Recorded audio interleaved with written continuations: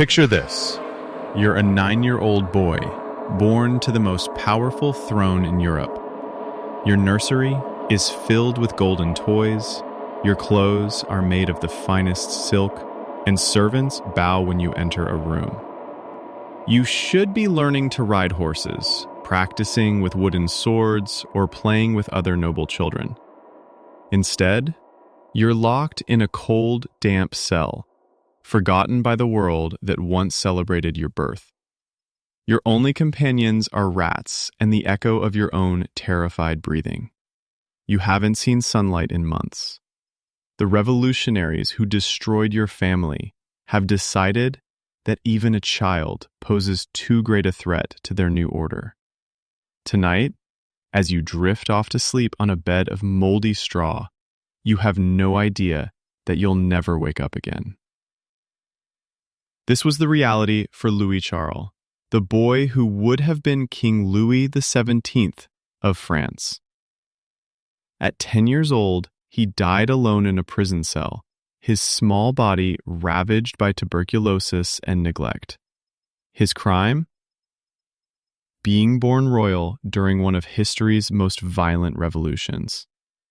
His story is just one of countless tragedies that prove a devastating truth. Throughout history, being born into royalty has often been a death sentence for the young and innocent. Before diving into these forgotten stories of survival and suffering, if you enjoy learning about the hidden truths of history, consider hitting that like button and subscribing for more content like this. Please comment below to let me know where you're listening from. I find it incredible that we're exploring these ancient stories together from different parts of the world, connected across time and space by our shared curiosity about the past. When we think of royal children, we imagine privilege, protection, and power. We picture golden cribs, devoted nursemaids, and futures bright with promise. But the reality throughout history has been far darker. Royal children were not cherished individuals. They were political assets, living symbols of dynastic power, and all too often, targets for elimination when that power shifted hands. Their deaths weren't just personal tragedies. They were calculated murders, political necessities, and brutal reminders that in the Game of Thrones, even children are expendable pieces.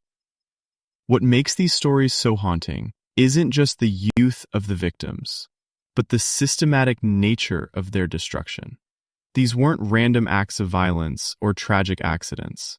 These were deliberate decisions made by adults who looked at children and saw only obstacles to be removed, threats to be neutralized, or symbols to be destroyed.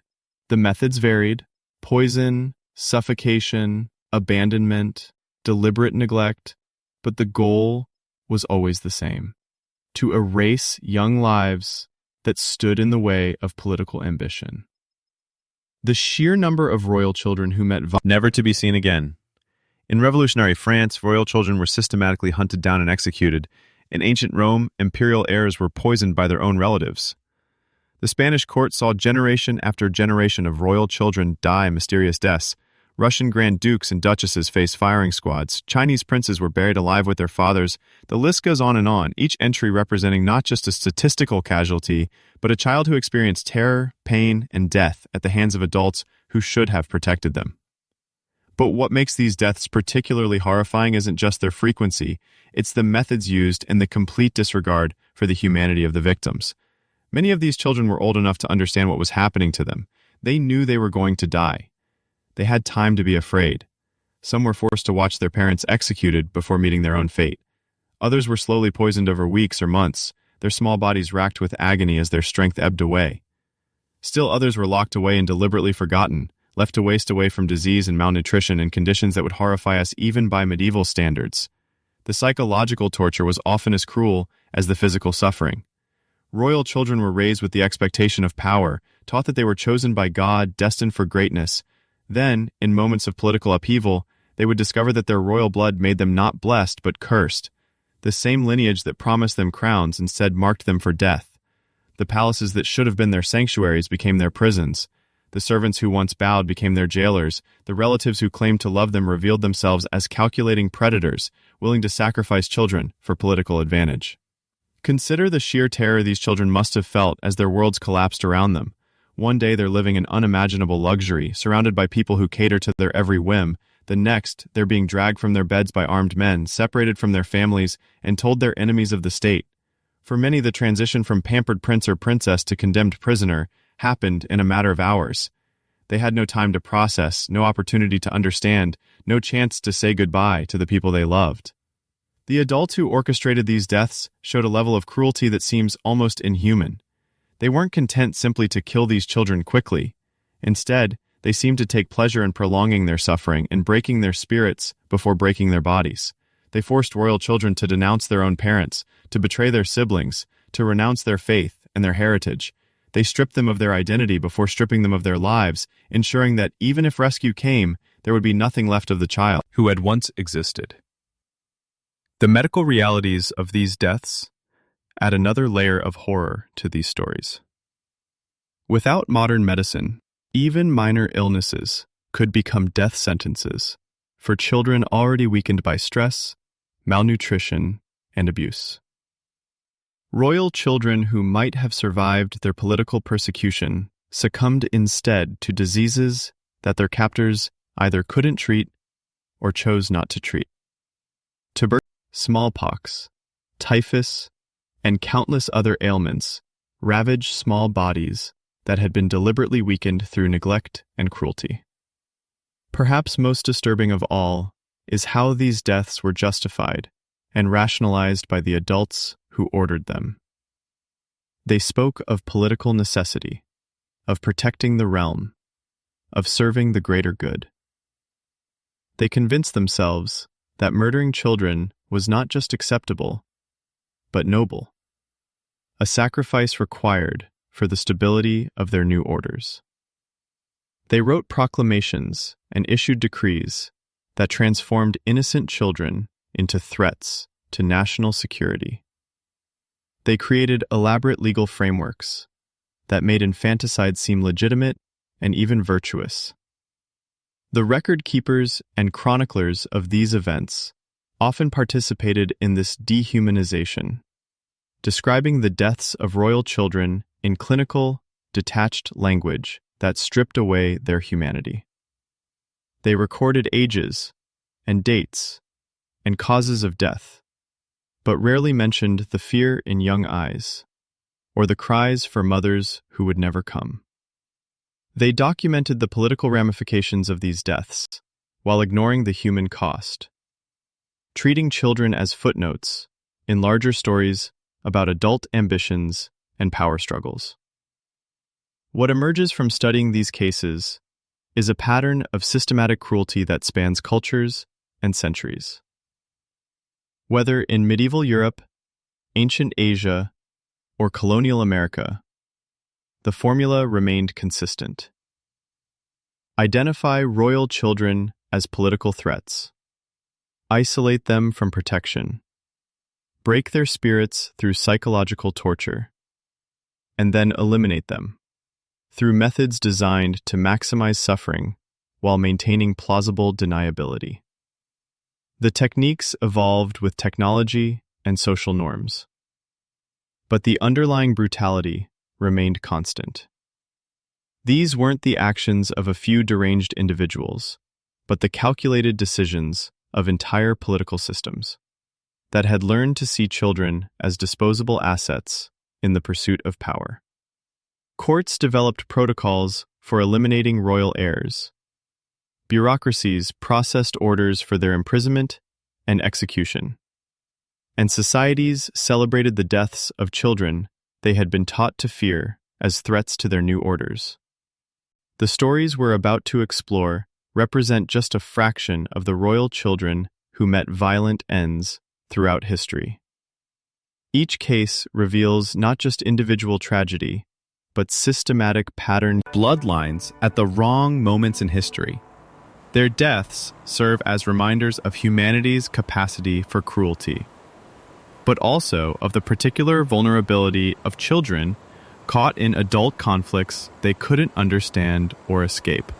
In their final moments, stripped of their titles and their power, they were simply scared children facing death at the hands of people who should have protected them. Their stories demand to be told not as historical curiosities, but as testimonies to lives cut short by the brutal mathematics of political ambition. The first story that will haunt you long after you hear it involves a little boy who should have been the Sun King of France, but instead became a forgotten victim of revolutionary fervor. His name was Louis Charles, and his death at age 10 represents one of the most systematic and deliberate tortures of a child in recorded history. Louis Charles was born in the Golden Halls of Versailles in 1785, the second son of Louis XVI and Marie Antoinette. His early years were everything you'd expect from a royal childhood. Tutors who taught him languages and mathematics, elaborate toys crafted by the finest artisans in Europe, and gardens where he could play with his sister, Marie-Thérèse. The boy was intelligent and curious, with dark eyes that sparkled when he laughed, and a gentle nature that endeared him to everyone at court. But in 1789, when Louis Charles was just 4, the world he knew began to crumble. The French Revolution erupted with a violence that would consume not just the monarchy, but everyone connected to it. What started as political reform quickly devolved into a bloodthirsty campaign to eliminate every trace of royal blood from France. And that included children. The royal family's descent into hell began gradually, then accelerated with terrifying speed. First, they were moved from the opulence of Versailles to the Tuileries Palace in Paris, where they lived under increasingly strict surveillance. The little Dauphin still had his toys and his tutors, but now armed guards watched his every move. He could hear the angry shouting for his parents' heads, but at 7 years old, he couldn't fully comprehend that they were calling for his death too. In 1792, the situation became desperate. The royal family was arrested and imprisoned in the Temple, a medieval fortress in Paris that had been converted into a prison specifically for them. The conditions were harsh: cramped quarters, limited food, constant surveillance, but they were still together. Louis Charles clung to his mother's skirts, sensing the fear that radiated from the adults around him, but not understanding its source. The real horror began after his father's execution in January 1790. 8-year-old Louis Charles watched from his prison window as crowds celebrated in the streets, not knowing they were celebrating his father's beheading. Marie Antoinette tried to shield her son from the truth, but in the claustrophobic confines of the temple, there were no secrets that could be kept for long. Then came the moment that would seal the child's fate. Revolutionary officials declared that Louis Charles was now technically King Louis XVII, making him the most dangerous person in France. A living symbol of the monarchy, he represented everything the revolution sought to destroy. The decision was made to separate him from his mother and sister, to break him psychologically, before eliminating him physically. The man chosen to carry out this psychological destruction was Antoine Simon, a cobbler who had been selected not for his educational qualifications, but for his fanatical devotion to revolutionary ideals, and his willingness to torment a child in service of political goals.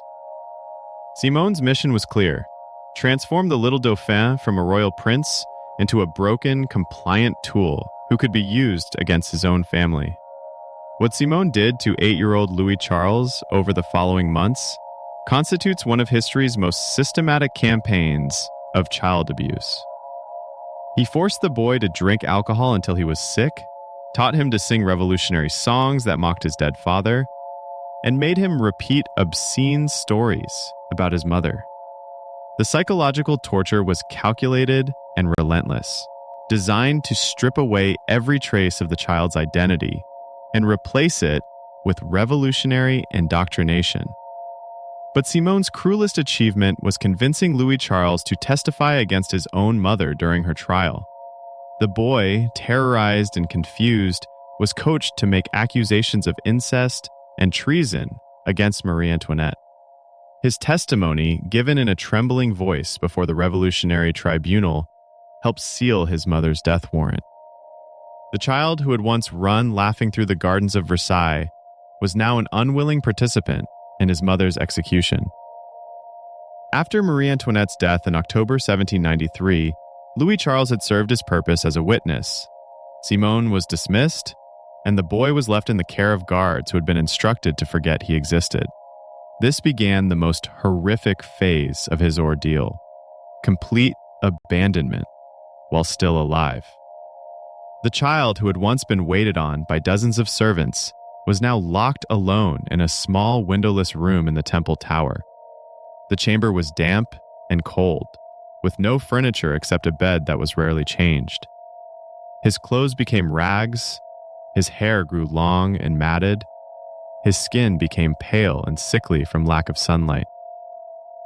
The guards brought him food sporadically, often just bread and water, sometimes forgetting him for days at a time.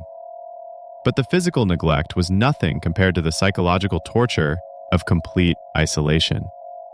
Louis Charles had never been alone in his life. Royal children were constantly surrounded by attendants, tutors, and family members. Now, at 9 years old, he was left to face his terror in absolute solitude. He would cry for his mother, dead. He would call for his sister, not knowing she was imprisoned in another part of the same building. So close, yet completely unreachable. The boy began to show signs of severe psychological breakdown. Guards reported that he would talk to himself for hours, carrying on conversations with imaginary companions.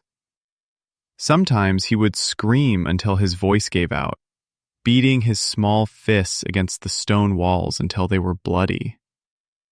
Other times, he would retreat into complete silence, sitting motionless in his filthy bed, and his physical condition deteriorated with shocking rapidity. The child who had once been plump and healthy became skeletal, his clothes hanging loose on his shrinking frame. Sores developed on his body from lying on dirty bedding, and his hair began falling out in clumps. He developed a persistent cough that echoed through the tower at night, a sound that haunted even his hard-hearted guards. By early 1795, it was clear that Louis Charles was dying. Tuberculosis, probably contracted in the damp conditions of his cell, was consuming his small body. But instead of providing, his captors seemed content to let nature take its course. They had achieved their goal. The boy who might have threatened their republic was being eliminated without their having to take direct action. In his final weeks, Louis Charles was barely conscious. He would drift in and out of fevered dreams, sometimes calling for his parents, sometimes singing fragments of the lullabies his mother had once sung to him. The guards noted that he seemed to be talking to people who weren't there, perhaps finding comfort in hallucinations of his lost family. On June 8, 1795, 10-year-old Louis Charles died alone in his cell. The official cause of death was listed as tuberculosis, but the real cause was systematic cruelty designed to destroy a child's body and spirit. His death was barely noted by the revolutionary government, just another entry in the prison records, the elimination of a potential threat to their new order. The boy's body was examined by doctors who noted the extent of the abuse he had endured. He was severely malnourished, covered in sores, and showed signs of having been beaten. His small corpse told the story of 2 years of deliberate torture that had transformed a laughing prince into a broken shadow of humanity. But the horror didn't end with his death. Revolutionary officials, paranoid that royalist sympathizers might claim the body and create a martyr's shrine, had Louis Charles buried in an unmarked grave.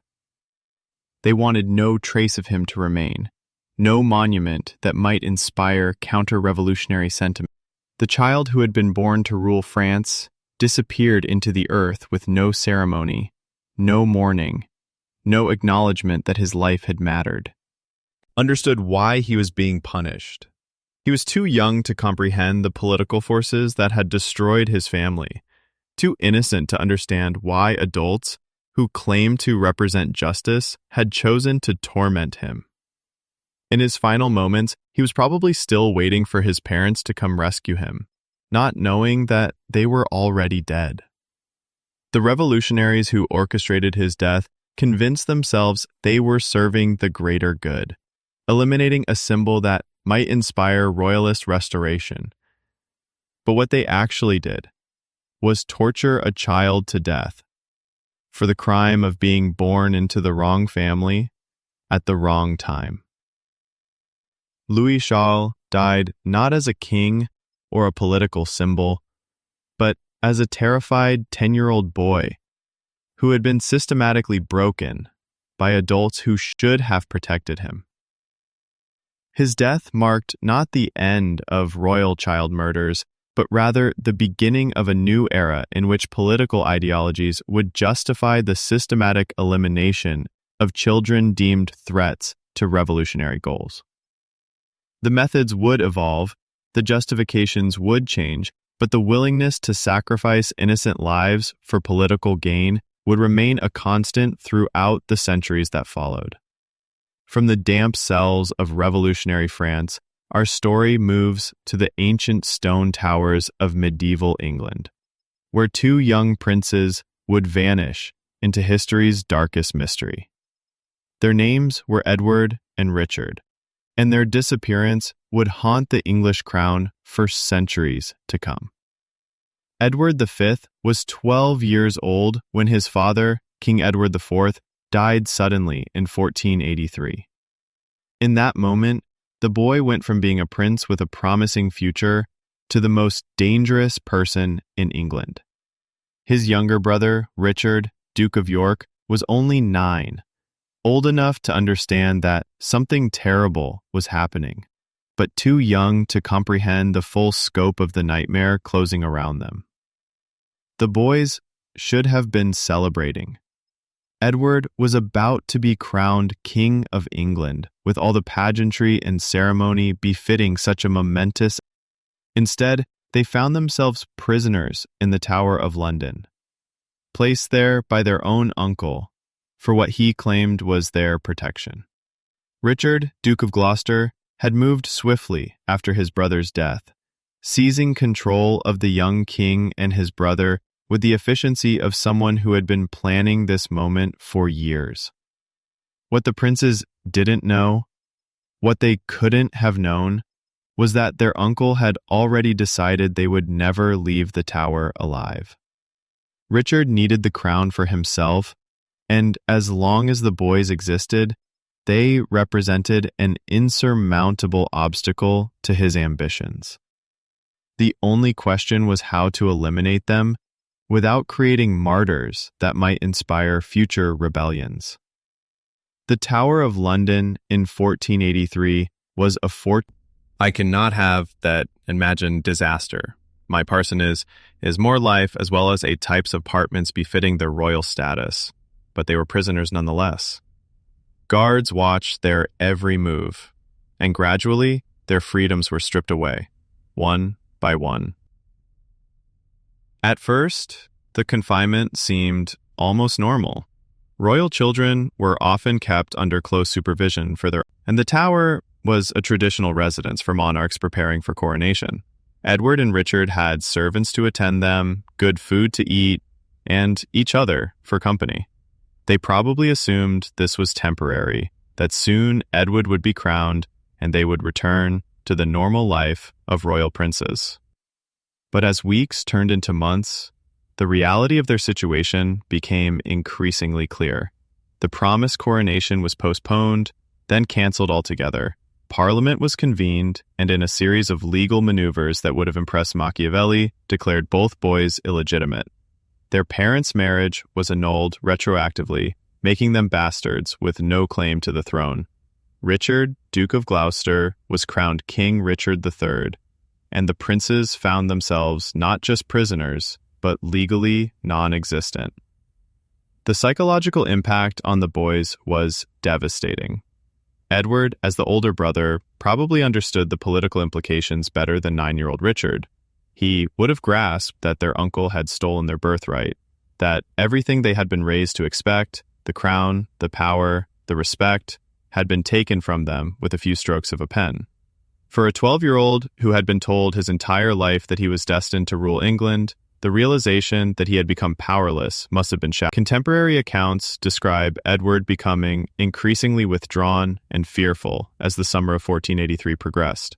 A doctor who attended him reported that the boy had begun seeking, quote, remission of his sins by daily confession and penance, because he believed that death was facing him. Think about that for a moment. A 12-year-old child so terrified of his uncle that he was preparing for death through prayer and confession. Edward knew what was coming. His younger brother Richard probably looked to Edward for reassurance and protection, not understanding why his older brother had become so frightened and sad. At 9, Richard was still young enough to believe that adults would take care of him, that his royal blood would protect him, that surely their uncle wouldn't harm his own nephews. The trust and innocence in his eyes must have made Edward's burden even heavier.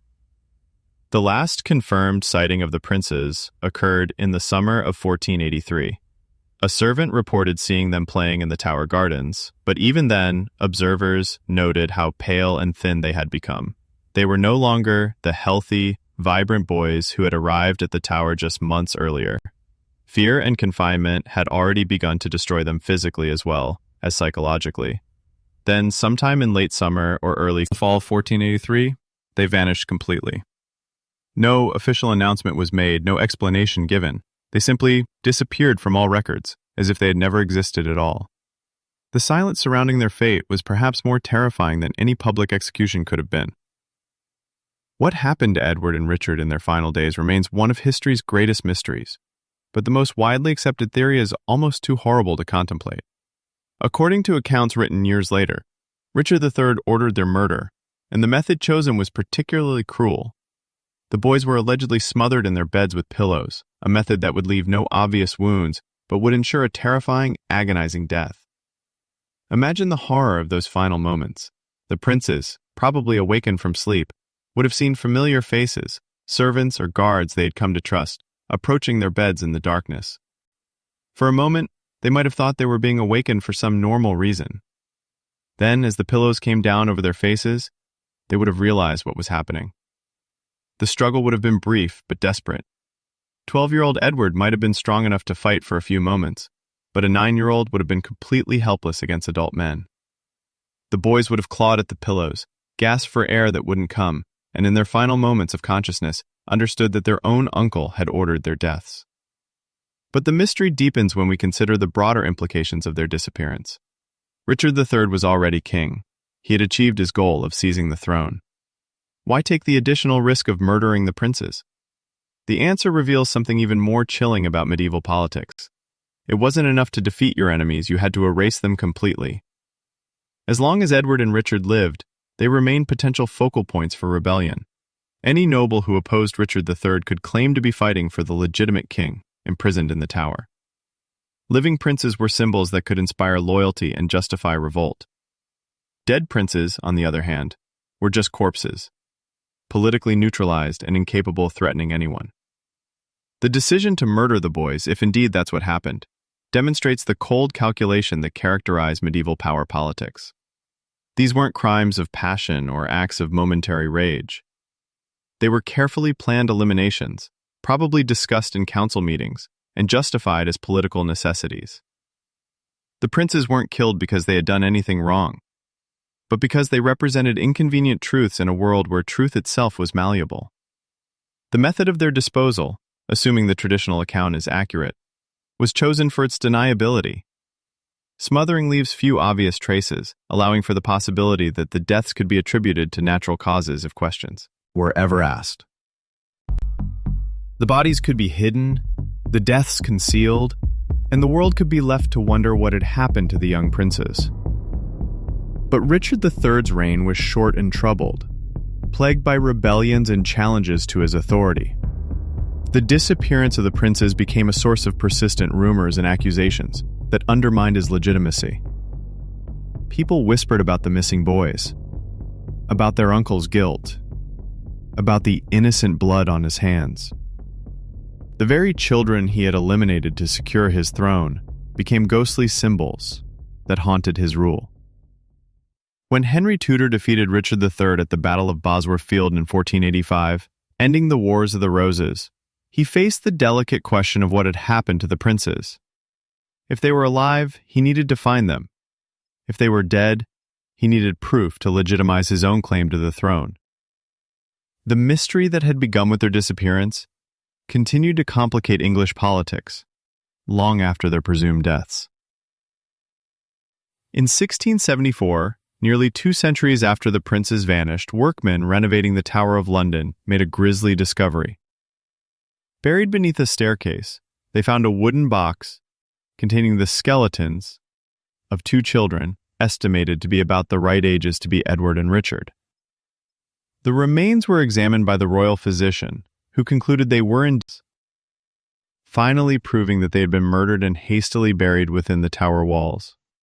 The skeletons told their own story of the boys' final weeks. Both children showed signs of malnutrition and stress, consistent with months of imprisonment and psychological torture.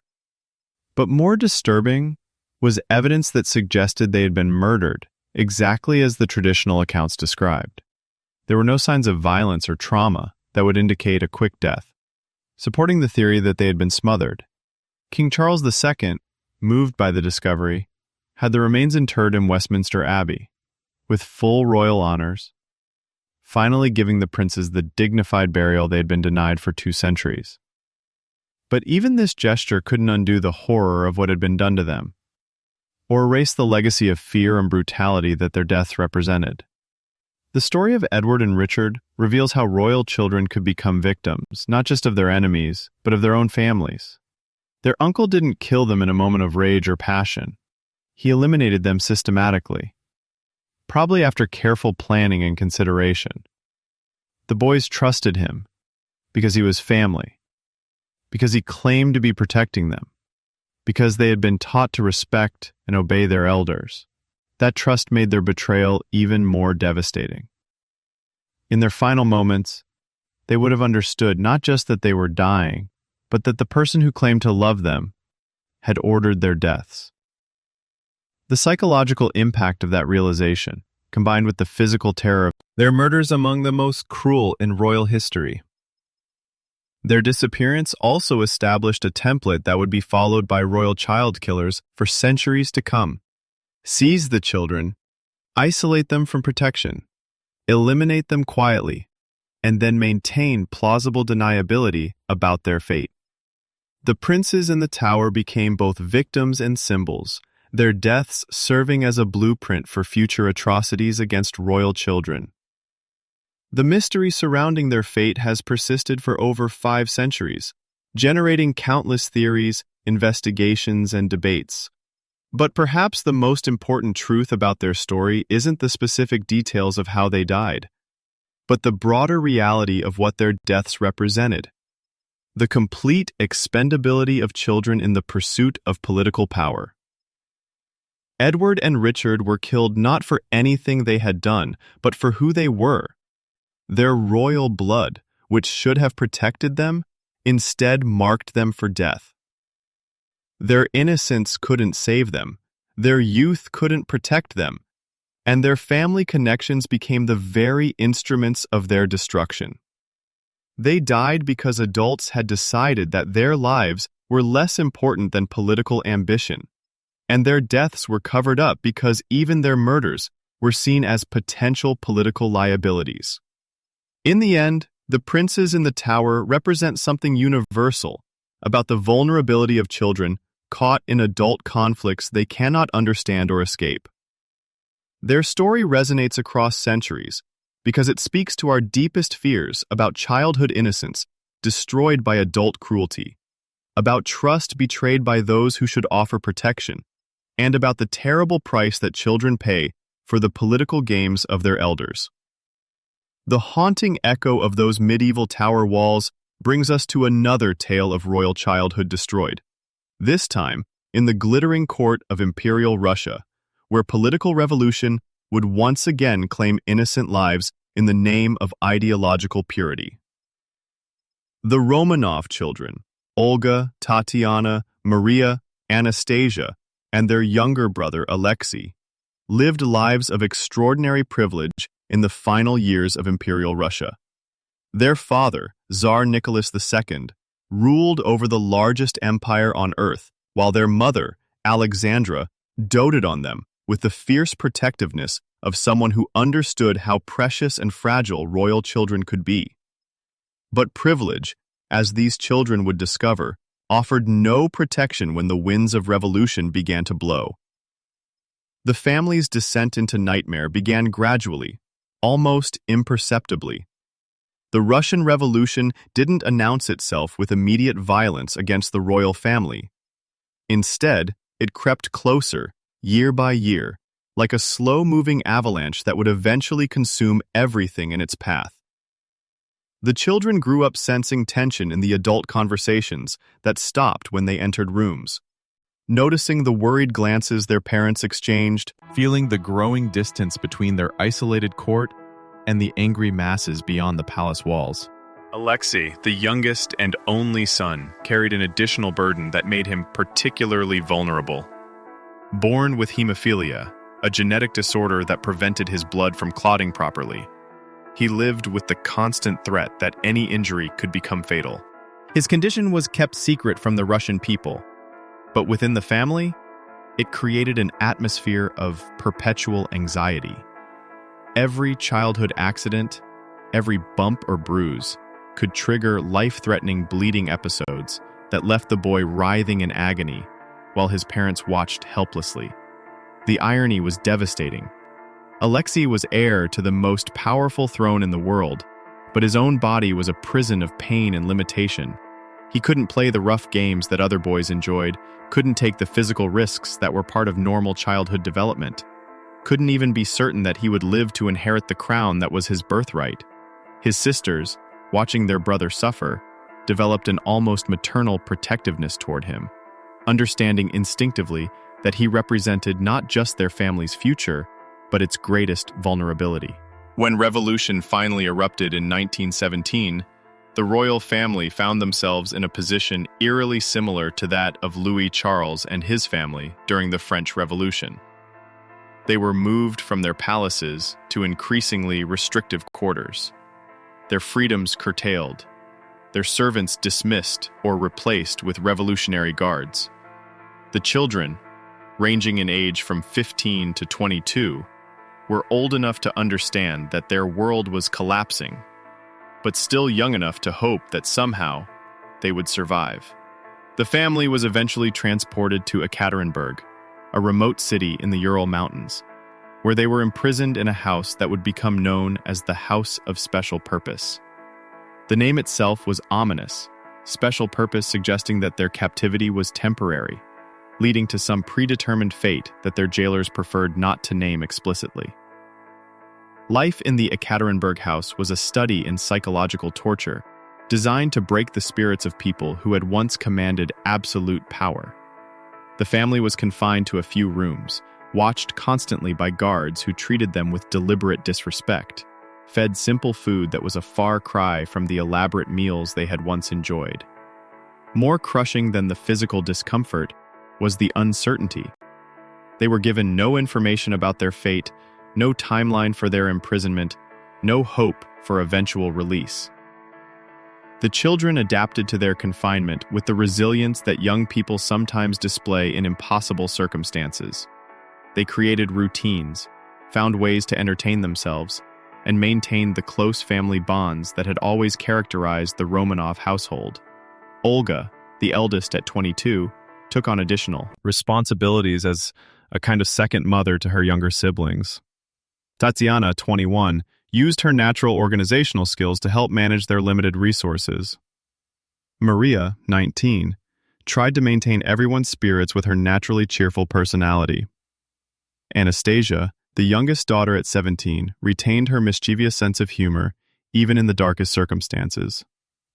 But it was Alexei, now 13 and increasingly frail due to his medical condition combined with the stress of imprisonment, who seemed to understand most clearly that their situation was hopeless. The boy who should have been preparing to inherit an empire was instead watching his family prepare for death, though none of them spoke about it directly. The guards who watched the family were not neutral jailers, but active participants in a revolutionary ideology that viewed the Romanovs as symbols of everything that was wrong with the old order. They had been chosen not just for their reliability, but for their willingness to see their prisoners as less than human. Some guards took pleasure in small cruelties, refusing reasonable requests, making crude comments, forcing the family to endure unnecessary humiliations. Others simply maintained the cold indifference of people who had been taught that their prisoners deserved whatever fate awaited them. As summer progressed in 1918, the political situation around Ekaterinburg became increasingly unstable.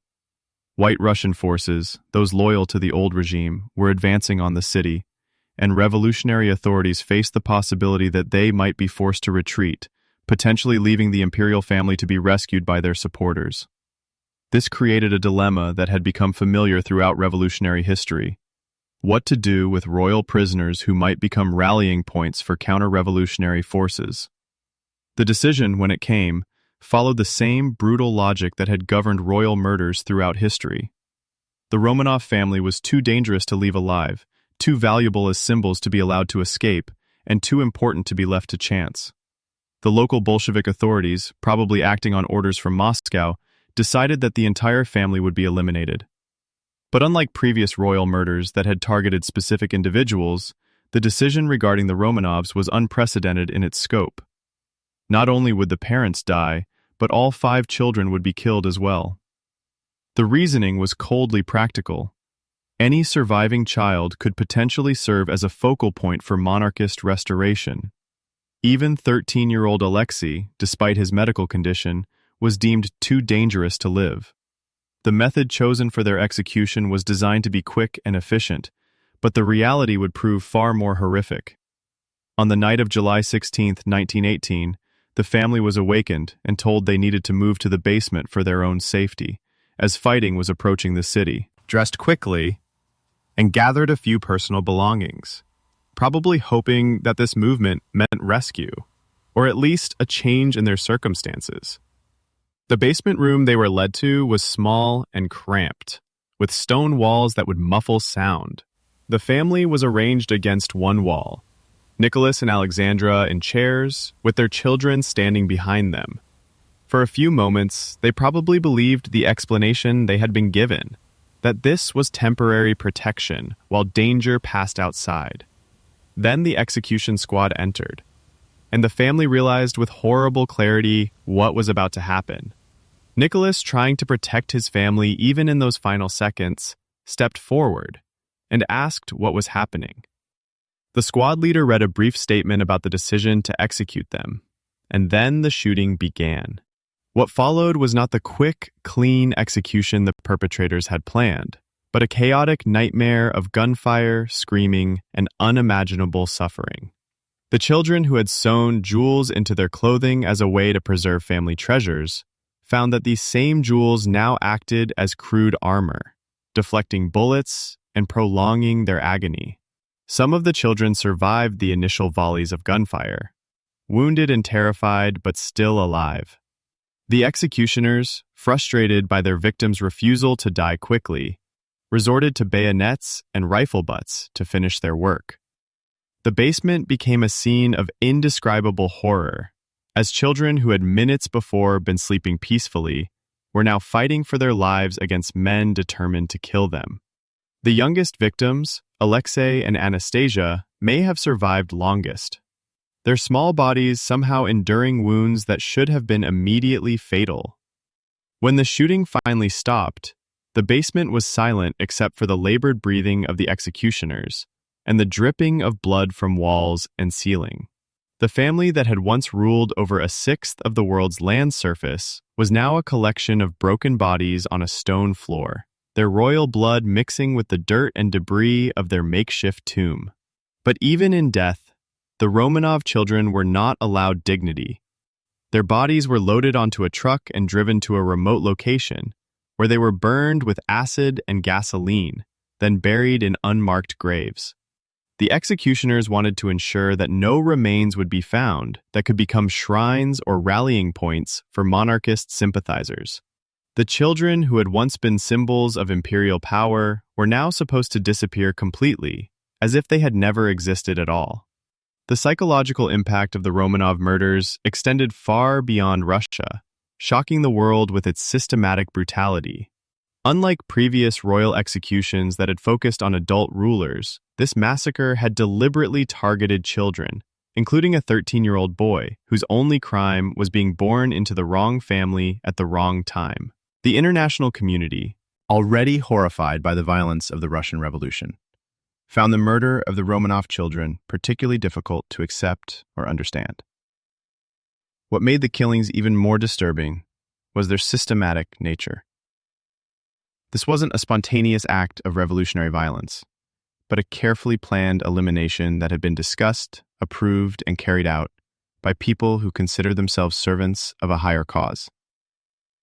The executioners didn't see themselves as child murderers, but as necessary instruments of historical progress, eliminating obstacles to the creation of a better world. The cover-up that followed the murders revealed the same pattern of denial and deception that had characterized royal child killings throughout history. Soviet authorities initially denied that the children had been killed, claiming they had been moved to safety while only the parents were executed.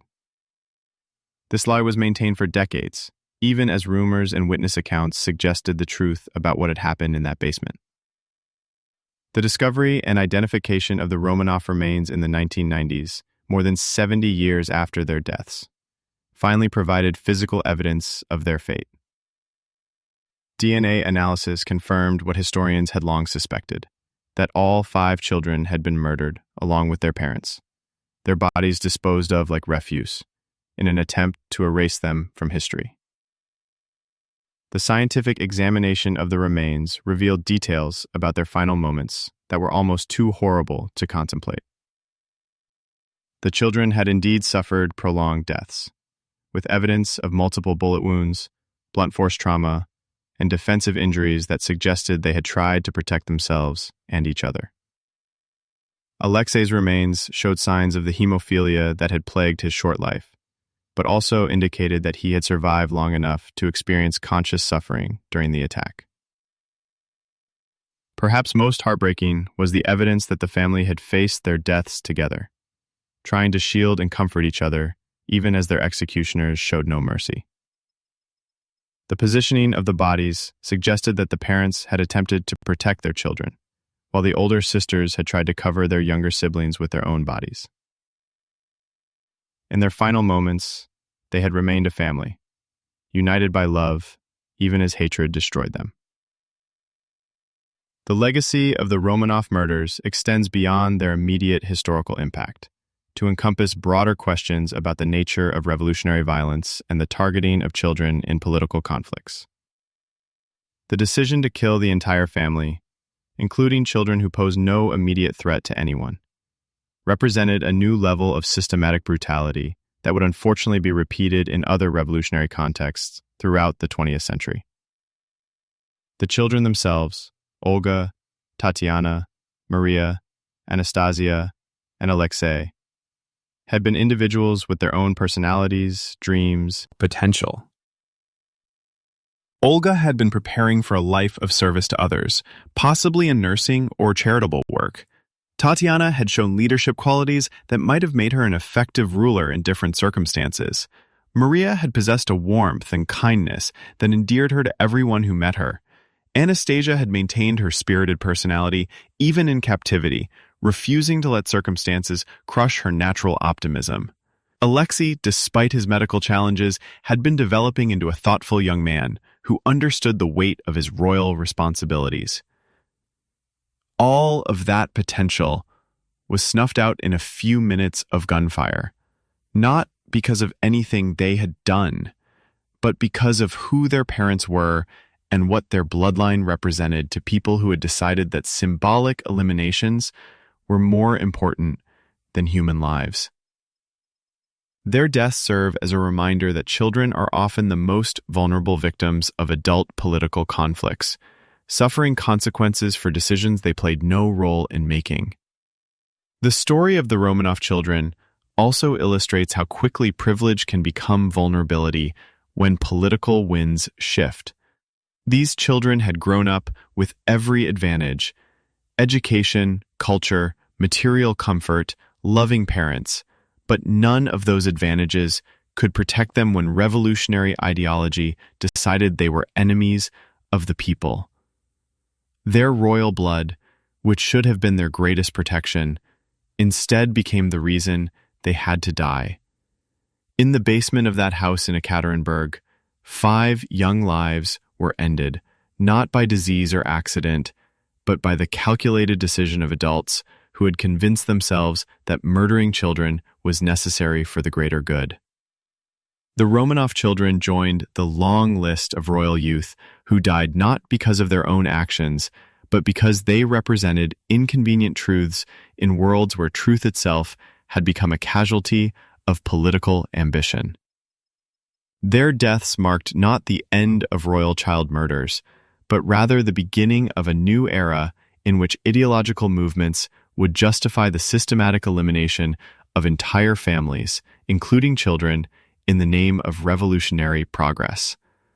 The methods would continue to evolve, the justifications would become more sophisticated, but the fundamental willingness to sacrifice innocent young lives for political goals would remain a constant feature of human cruelty throughout the centuries that followed. Looking back across the centuries at these tragic stories, we confront an uncomfortable truth about human nature and the pursuit of power. These weren't isolated incidents or the actions of a few deranged individuals. They represent a systematic pattern of cruelty that's continents and centuries, a pattern that reveals humanity's capacity to rationalize the unthinkable when political ambition is at stake. The children whose stories we've explored, Louis Charles in his fetid prison cell, Edward and Richard in the Tower Chambers, the Romanov siblings in their basement execution, shared more than just royal blood. They shared the terrible fate of becoming inconvenient truths in worlds where truth itself had been subordinated to political necessity. Each of them died not because of anything they had done, but because adults had decided their deaths served a greater purpose. What makes these deaths particularly haunting is how they were justified by the very people who ordered them. Revolutionary tribunals spoke of protecting the people while torturing a 10-year-old boy. Medieval lords claimed divine right while murdering their own nephews. Communist revolutionaries preached equality while gunning down children in a basement. The capacity for self-deception among those who perpetrate such acts seems almost as infinite as their capacity for cruelty. The methods evolved with each era, but the underlying logic remained. Royal children were transformed from individuals into symbols, from human beings into political problems requiring solutions. Their youth, which should have protected them, instead made them more vulnerable, easier to manipulate, less capable of defending themselves, more dependent on adults who ultimately betrayed them. The psychological techniques used to break these children were as sophisticated as they were cruel. Isolation from family, deliberate neglect, forced participation in their own family's destruction. These weren't random acts of violence, but calculated campaigns designed to destroy not just bodies, but spirits. The perpetrators understood that living symbols could be more dangerous than martyrs, so they sought to create broken shells that could no longer inspire loyalty or rebellion. Perhaps most disturbing is how these deaths were hidden, rationalized, or forgotten by the societies that permitted them. Court chroniclers wrote euphemistic accounts that obscured the reality of what had happened. Revolutionary governments created elaborate legal frameworks that made child murder seem legitimate. Historical narratives focused on the grand sweep of political change, while treating murdered children as unfortunate but necessary casualties. The pattern of denial and cover-up that followed these murders reveals another layer of their horror. The adults who ordered these deaths understood, on some level, that what they were doing was monstrous. Otherwise, why go to such lengths to hide the evidence, to create alternative explanations, to ensure that the truth would never emerge? Their own attempts at concealment betrayed their knowledge that history would judge them harshly for what they had done. The medical realities of these deaths add another dimension to their tragedy. Without modern medicine, even minor illnesses could become death sentences for children already weakened by stress and abuse. But in many cases, the lack of medical care was itself a weapon, a way to eliminate inconvenient children while maintaining the fiction that their deaths were natural. The same societies that could build magnificent palaces and conduct complex diplomatic negotiations somehow couldn't provide basic medical care to imprisoned children.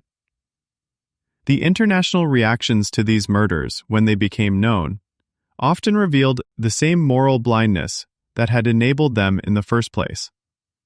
Foreign courts that had participated in similar practices expressed shock and horror when other nations murdered royal children. Revolutionary movements that celebrated the elimination of their own royal families condemned similar actions by their enemies. The selective outrage suggested that the deaths were seen as political rather than moral issues. What emerges from studying these cases is an understanding of how quickly civilized societies can descend into barbarism when they convince themselves that their cause justifies any means. The adults who tortured Louis Charles weren't monsters from birth. They were ordinary people who had been taught that revolutionary goals were more important than human decency. The guards who murdered the Romanov children weren't inherently evil. They were products of an ideology that had convinced them that some children deserved to die for the greater good. This capacity for moral transformation, the ability of normal people to become participants in systematic cruelty, is perhaps the most frightening lesson of these stories. It suggests that the potential for such horrors exists in every society, waiting to be activated when the right combination of political pressure, ideological fervor, and moral rationalization comes together. The children themselves, in their final moments, probably couldn't comprehend the forces that had destroyed their lives. They died not understanding why they were being punished, what they had done to deserve such treatment, or why adults who claimed to represent justice had chosen to torment them. Their innocence, preserved even in death, stands in stark contrast to the calculated cruelty of their killers. These stories also remind us that historical memory is fragile and often manipulated by those in power. How many other royal children died horrible deaths that were never recorded, never investigated, never remembered? How many victims have been erased from history by the same forces that destroyed their lives? The cases we know about may represent only a fraction of the actual toll. The technological and social changes of the modern era haven't eliminated the underlying dynamics that made these murders possible. Children are still used as political pawns, still targeted for elimination when they represent inconvenient truths, still sacrificed to adult ambitions they cannot understand or escape. The methods have become more sophisticated, the justifications more complex, but the fundamental willingness to treat children as expendable assets remains disturbingly constant. What these stories ultimately teach us That the protection of childhood innocence requires constant vigilance against the forces that would sacrifice it for political gain. They remind us that moral progress is not inevitable, that civilized behavior must be actively maintained, and that the price of ignoring these lessons is paid by the most vulnerable members of society. The royal children, whose stories we've explored, died alone, afraid, and confused about why the world had turned against them. They deserve to be remembered not as footnotes to larger historical narratives, but as individuals whose suffering demands our attention and our commitment to ensuring that such tragedies are never repeated.